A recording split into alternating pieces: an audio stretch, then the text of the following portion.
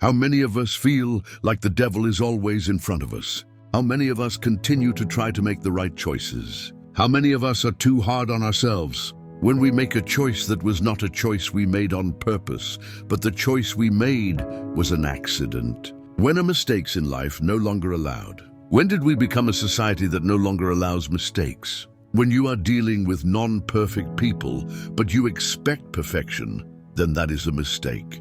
I believe one of the devil's greatest tools in life is trying to get us to be perfect. Jesus died on the cross because it was already known that we would never be perfect in this human form. The devil is always in front of us when we are trying to be perfect, because he wants to be there when we fail, and he already knows that we are going to fail because we are not perfect. We are a human race that has tried to obtain perfection, and that perfection is impossible in human form. Even if we are trying not to be perfect, and even if we forgive ourselves for our mistakes, the devil on this planet seems to always be right in front of us to criticize us and to judge us and to put us down. The fear of not being good enough, and the fear of not being capable enough, and the fear of not being able to manage our own lives is greater than anything else that the devil can use to rip our lives apart. The devil knows what kind of planet we live on. We want to tell the devil what kind of planet we live on. When we try to tell the devil anything we should know, he has the spiritual advantage, and that is the mistakes we make.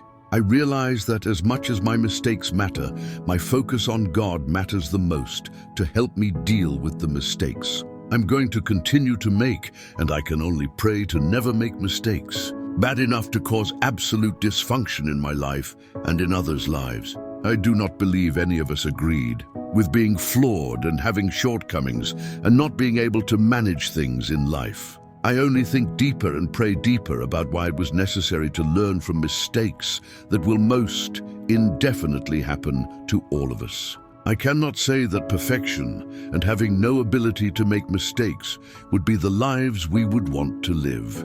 I believe that a life full of mistakes is not the lives we want to live. I wonder what kind of life is worth living. Is life worth living in a world where nothing could ever go wrong? What if we had magical powers and we could just make mistakes and make up for it instantly with no consequences and repercussions? I can only come to realize that I need God in all of my mistakes and in all the good things that I try to do, but I will always need God always. I find the only way back from our mistakes is to pray to always do better instead of holding ourselves hostage to never make mistakes again.